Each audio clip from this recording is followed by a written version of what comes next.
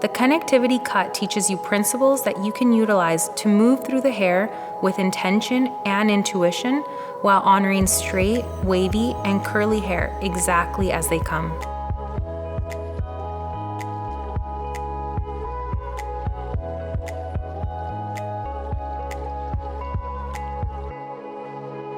We'll start by assessing the scalp and hair. You're looking at the condition of the scalp, the health of the hair, the texture, the density, and the hair pattern.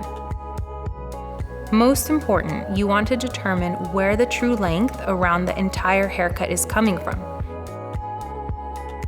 It is also important to take note of the previous haircut and if there is any breakage. After you've assessed the whole head, we're ready to dive into the haircut.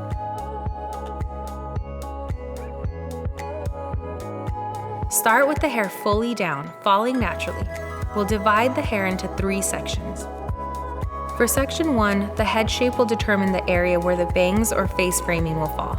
Typically, this is the apex to the recession. Next, for section 2, part the hair from the apex to just in front of the ear.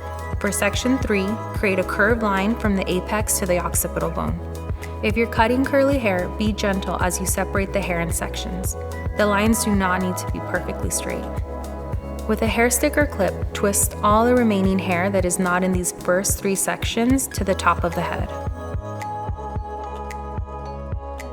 Alright, now it's time to begin the cut.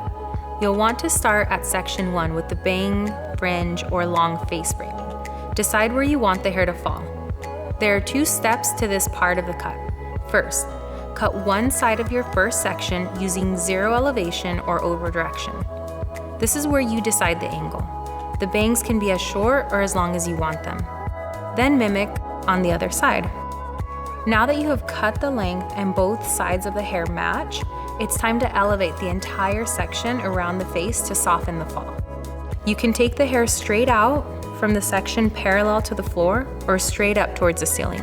Just make sure you use your guide so you don't disrupt the length that was just established. Now let's go on to section 2. This is the area that frames the face. Connect the line from bangs to the length, then mimic on the other side. Now, depending on the look you want, you can also choose to disconnect sections 2 from the bangs. This is where you can tailor the haircut for any of your clients. For section 3, establish the length using no elevation or over direction. This is a good place to remember what you assessed at the beginning. If you determine that the hair below the occipital bone was shorter than the hair above the occipital bone, adjust your sectioning so that you can establish a stronger foundation.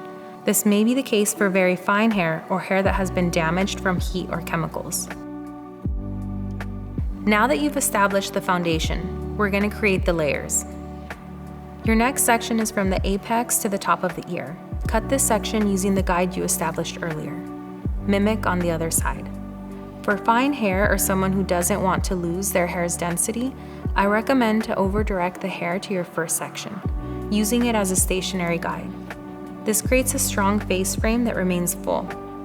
For hair that is denser or fuller, I recommend using a traveling guide. Now take down another radial section from the top of the head to the mastoid. This is the bone just behind the ear. Again, use your guide.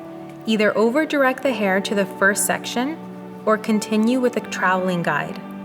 Then mimic on the other side. Next, take a radial section from the top of the head to the nape of the neck. Continue using a stationary guide or a traveling guide. Keep in mind the section size is determined by the density of the hair and your ability to see your previous guide. Mimic on the other side. Take another radial section from the top of the head to the nape of the neck and follow your guide. Mimic on the other side.